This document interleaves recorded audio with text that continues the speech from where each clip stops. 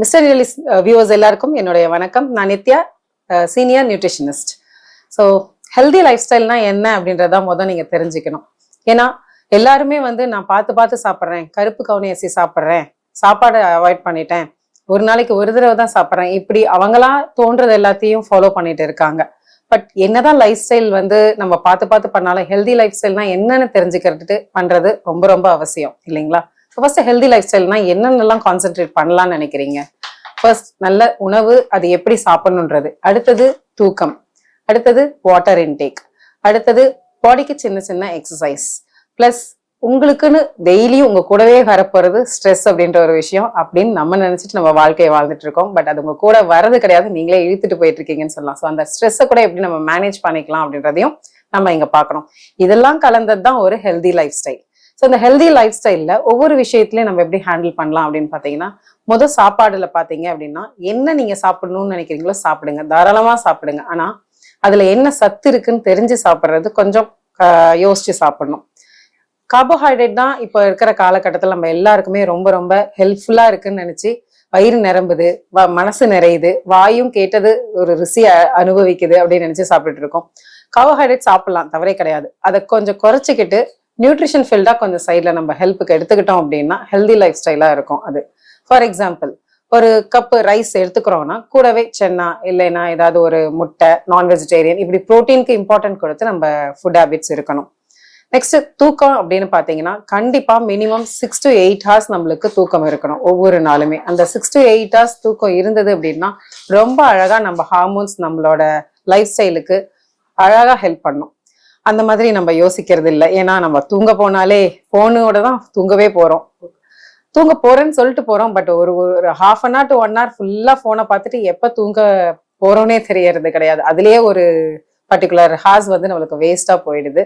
So தூக்கம் கம்மியாயிடுது. கண்டிப்பா தூக்கம் ரொம்ப முக்கியம். அடுத்தது water intake. Minimum 8 cups of water per day நம்ம எடுத்துக்கிட்டோம்னா ரொம்ப அழகா நம்ம பாடி நம்மளுக்கு சப்போர்ட் பண்ணும். டைஜஷனா இருக்கட்டும், ஒரு சுறுசுறுப்பா இருக்கிறதா இருக்கட்டும், நல்ல ஒரு ஃப்ரெஷ்ஷான மைண்ட் இருக்கிறதா இருக்கட்டும், ஸ்ட்ரெஸ் கூட நம்மள நெருங்காதுங்க ஒரு ப்ராப்பரான வாட்டர் இன்டேக் இருக்கு அப்படின்னா. Minimum 8 cups of water per day. Maximum உங்களால எவ்வளவு குடிக்க முடியுதோ குடிக்கலாம். மெயினா நீங்க எவ்வளவு ஹைட் வெயிட் இருக்கீங்கன்றத பார்த்துக்கிட்டு வாட்டர் இன்டேக்கை கால்குலேட் பண்ணி சாப்பிட்றது ரொம்ப ரொம்ப அவசியம். அடுத்தது பாத்தீங்க அப்படின்னா, என்ன சாப்பிட்றோம், என்ன தண்ணி குடிக்கிறோமா, எப்படி தூங்குறோம், இதெல்லாம் தாண்டி நம்ம சின்ன சின்ன ஹார்மோன்ஸ் நம்ம பாடியில பாத்தீங்கன்னா ஹாப்பியா இருக்கிறதுக்காகவே ஏங்கிட்டு இருக்கு. அது ஒரு சின்ன வார்ம் அப் டெய்லி நீங்க கொடுத்தீங்கன்னா ரொம்ப சந்தோஷப்படும். அது நம்மளுக்கு ஹாப்பி ஹார்மோன்ஸா இருக்கும்.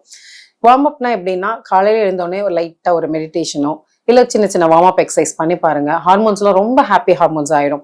உங்க பேச்சை கேட்கும். அது இல்லை அப்படின்னா அது சொல்ற பேச்சை நீங்க கேட்டுக்கிட்டு ரொம்ப கிரேவிங்ஸா இருக்கட்டும், இல்ல ஹெல்தி லைஃப் ஸ்டைல்ல இருக்க முடியாத இருக்கட்டும், எல்லாத்துக்கும் காரணம் என்னன்னா உங்க ஹார்மோன் சொல்றது நீங்க கேட்டுட்டு இருக்கீங்க. ஆனா நீங்க சொல்றத உங்க ஹார்மோன் கேக்குதா அப்படின்றத இங்க யோசிக்க வேண்டியது இருக்கு. ஸோ யோசிச்சு பாருங்க. ஹெல்தி லைஃப் ஸ்டைல் அப்படின்னா இது எல்லாம் கலந்ததுதான் ஹெல்தி லைஃப் ஸ்டைல். பட் நம்ம இந்த செடென்டரி லைஃப் ஸ்டைல்ல இருந்து கொஞ்சம் தள்ளி வரணும் அப்படின்னா நம்ம எந்த சூழ்நிலையில் இருக்கோன்றதை யோசிச்சு மாத்திக்கிறது தவறே கிடையாது இல்லைங்களா? தண்ணி குடிக்கிறோம், ஓகே. எப்ப தண்ணி குடிக்கணும், எப்படி தண்ணி குடிக்கணும், அதுல கூட நிறைய பேருக்கு கிளாரிட்டி இருக்கிறது இல்லை. ஆக்சுவலா ஒரு நாளைக்கு 8 cups ஆஃப் வாட்டர் குடிக்கணும்னு நான் சொன்னேன் இல்லையா? ஃபர்ஸ்ட் எழுந்த உடனே ஒரு லைட்டா வார்ம் வாட்டர் வச்சு குடிச்சு பாருங்க. பாடி ஃபர்ஸ்ட் நம்மளுக்கு நல்ல ஸ்டூல்ஸ் ரிலீஸ் ஆகிறதுக்கு ஹெல்ப் பண்ணும். மெயினா அங்க இருந்துதான் நம்மளோட பாடியோட ஹைட்ரேஷனே ஸ்டார்ட் ஆகுது. ஓகேங்களா?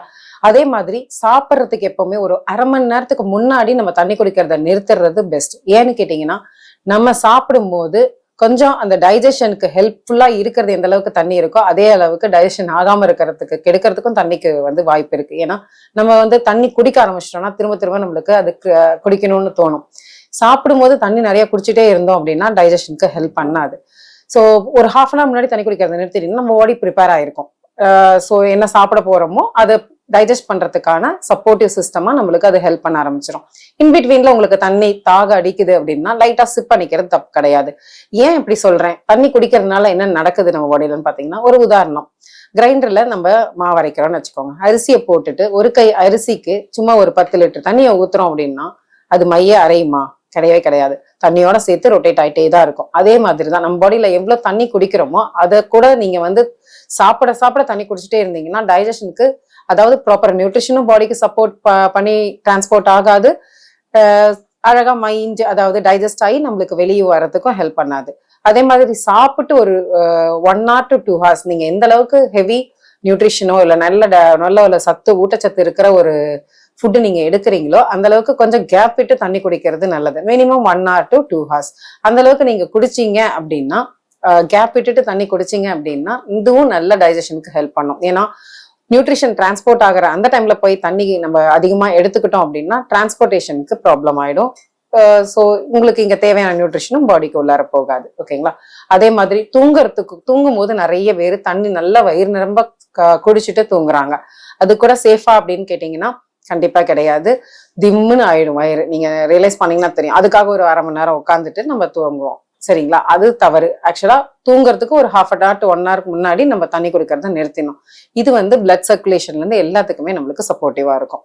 எழுந்த உடனே சுட தண்ணி தான் குடிக்கணுமா அப்படின்னு கேட்டீங்கன்னா அது கம்பல்ஷன் கிடையாது. லைட்டா வார்ம் வாட்டர் குடிக்கலாம். எந்த அளவுக்கு வார்ம் வாட்டர் குடிக்கிறோமோ, அதாவது வெதுன்னு தண்ணின்னு சொல்லுவாங்க இல்லையா, அந்த மாதிரி குடிக்க முடியணும். சுட சுட இல்லாம குடிக்க முடியணும்.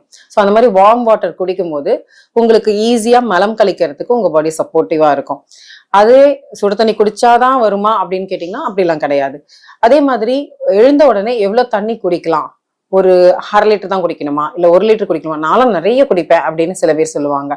அது உங்க பாடி பொறுத்தது. But 1 to 3 liters of water compulsory நீங்க தாராளமா குடிக்கலாம். அது எந்த அளவுக்கு தண்ணி நீங்க குடுக்குறீங்களோ அந்த அளவுக்கு மலம் கழிக்கிறதுக்கு உங்களுக்கு பாடி டைஜஸ்டிவ் சிஸ்டம்க்கு ரொம்ப அழகா அது ஹெல்ப் பண்ணும். அது ஒரு விஷயம். இன்னொன்னு, லெமன் வாட்டர் எந்த அளவுக்கு குடிக்கலாம். ஒரு நாளைக்கு கண்டிப்பா 2 லெமன் வரைக்கும் நம்ம தாராளமா எடுத்துக்கலாம். அதை நீங்க வாட்டர்ல கண்டென்ட்ல எடுத்துக்கிட்டாலும் சரி, இல்ல ஃபுட்லயே பிழிஞ்சு சாப்பிட்டுக்கிட்டாலும் சரி. ஸோ எந்த அளவுக்கு லெமன் சேர்த்துக்கிறீங்களோ வைட்டமின் சி உங்க பாடியில கொடுக்க நல்ல பாடியை ஹைட்ரேட்டா வச்சுக்கிறதுக்கு ஹெல்ப் பண்ணும்.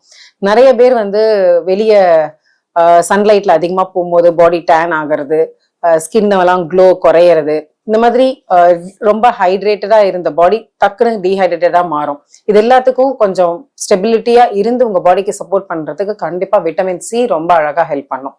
ஸோ இந்த வைட்டமின் சி ஹெல்ப் பண்றதுக்கு நீங்க லெமன் ஒரு நாளைக்கு 2 லெமனாவது மினிமம் எடுத்துக்கிறது ரொம்ப நல்லது. குடிக்கிற தண்ணியே லெமன் வாட்டரா எடுத்துக்கோங்களேன். ரொம்ப அதுவும் கன்சியூம் பண்ண மாதிரி இருக்கும், தண்ணியும் கன்சியூம் பண்ண மாதிரி இருக்கும். பட் ஒரே ஒரு விஷயங்க, சாப்பிடும்போது இடையில தண்ணி குடிக்கிறத தயவு செய்து குறைச்சிக்கோங்க. அது எந்த வகையிலுமே உங்களுக்கு பாடிக்கு ப்ராப்பரான நியூட்ரிஷனை டிரான்ஸ்போர்ட் பண்றதுக்கு ஹெல்ப் பண்ணாது. லெமன் எடுத்துக்கோங்கன்னு சொன்னேன். ஆனா அந்த லெமன் எல்லாரும் எடுத்துக்கலாமா அப்படின்னு கேட்டீங்கன்னா அது பர்சன் டு பர்சன் மாறும். உங்களுக்கு ஒரு வேளை அசிடிக் நேச்சர் இருக்கு, இல்ல உங்களுக்கு அல்சர் இருக்கு, இல்ல சென்சிட்டிவ் டீத் இருக்கு, இந்த இடத்துலலாம் என்னால லெமன் எடுத்துக்க முடியாது, நீங்க சொன்ன மாதிரி நான் காலையில லெமன் எடுத்துக்கலாமா அப்படின்னு கேட்டீங்கன்னா அது உங்க பாடியை பொறுத்தது. எல்லாரும் எடுத்துக்கோங்கன்னு சொல்லல, உங்களுக்கு சேர்ந்தா நீங்க எடுத்துக்கோங்க. ஆனா vitamin see it is very very important. So vitamin C என்னால உணவு மூலியமா எடுத்துக்க முடியுமா அப்படின்னு கேட்டீங்கன்னா கண்டிப்பா எடுத்துக்க முடியும். பட் எடுத்துக்க முடியாதவங்க தாராளமா இன்னொரு ஆப்ஷன் இருக்கு. நிறைய மார்க்கெட்ல பாத்தீங்கன்னா சப்ளிமெண்ட்ஸ் வைஸ்ல இருக்கு, மெடிசன் வைஸ்ல இருக்கு. ஸோ உங்களுக்கு எது செட் ஆகும் அப்படின்றத பார்த்துட்டு நீங்க கன்சர்ன் உங்களோட டயட்டிஷியனோ இல்ல நியூட்ரிஷனிஸ்டோ இல்ல உங்க டாக்டரையோ கேட்டுட்டு நீங்க அதை எப்படி எந்த ஃபார்மேட்ல விட்டமின் சி நான் எடுத்துக்கலாம் அப்படின்னு கேட்டுட்டு எடுத்துக்கிறது நல்லது. ஸோ அந்த மாதிரி எடுத்துக்கிறது ஃபுட்ல எடுத்துக்கிறவங்க எப்படி ஃபுட்ல எடுத்துக்கலாம் அப்படின்னு பாத்தீங்கன்னா லெமன் வைஸ் எடுத்துக்கலாம். இந்த ஆம்லா இருக்கு பாத்தீங்களா, மரநெல்லிக்கான்னு சொல்லுவாங்க, அது ஒரு நாளைக்கு ஒரு 2 or 3 எடுத்துக்கலாம். டொமேட்டோல கூட இருக்கு. ஸோ இந்த மாதிரி என்னென்ன விட்டமின் சிலலாம் நீங்க ஃபுட்ல எடுத்துக்க முடியும்னு பார்த்து உங்களால முடிஞ்ச வரைக்கும் ஃபுட்ல கன்சியூம் பண்ணுங்க. முடியாத பட்சத்தில் தாராளமா சப்ளிமெண்ட்ஸ் வைஸ்ல போகலாம். ஓகே. அதே மாதிரி பாத்தீங்கன்னா நிறைய பேர் எழுந்த உடனே, எனக்கு பக்கத்து வீட்டுல இருக்கிறவங்க இந்த இந்த கஷாயம் ஒண்ணு காலையில எழுந்த உடனே டெய்லியும் குடிச்சாங்களாம். 1 மாசம் குடிச்சாங்களாம், 5 கிலோ குறைஞ்சிட்டாங்களாம்.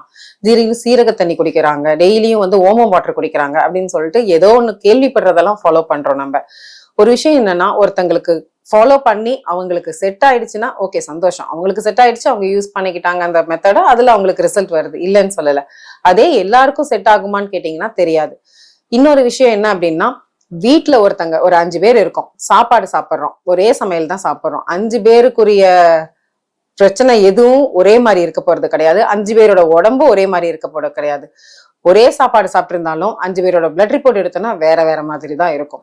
ஸோ இதை வச்சு இன்னொருத்தங்களுக்கு செட் ஆனது நம்மளுக்கும் செட் ஆகுன்றத நம்ம கணிக்க முடியாது இல்லையா. அதனால உங்களுக்கு ஒரு வேலை என்ன சாப்பிட்ற வித்தியாசமா ஏதாவது ட்ரை பண்ணும் அப்படின்னு நினைச்சா கூட அது நம்மளுக்கு செட் ஆகுமா செட் ஆகாதான்றத நான் எப்படி ஒரு கன்சர்ன் டாக்டர்ட்டையோ இல்ல ஒரு டயட்டிஷியன்ட்டையோ இல்லை நியூட்ரிஷனிஸ்டையோ நான் கன்சர்னா பார்க்க சொல்றேனோ அதே மாதிரி ஒரு பிளட் ரிப்போர்ட்டும் எடுத்து எனக்கு இதெல்லாம் செட் ஆகுமா ஆகாதான்றதை தெரிஞ்சுக்கிட்டு எந்த மெத்தடா இருந்தாலும் நீங்க ட்ரை பண்றது நல்லது.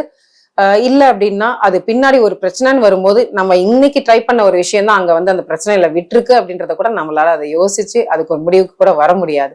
ஸோ எதா இருந்தாலும் சரி உங்க பாடியை அனலைஸ் பண்ணி நீங்க உங்க உணவை எடுத்துக்கிறது ரொம்ப நல்லது. ஸோ உங்களுக்கு எல்லாமே யூஸ்ஃபுல்லா இருந்திருக்கும்னு நினைக்கிறேன் நான் சொல்றதுல. இந்த பதிவு இதோட முடியுது. அடுத்த பதிவுல நம்ம மீட் பண்ணலாம்.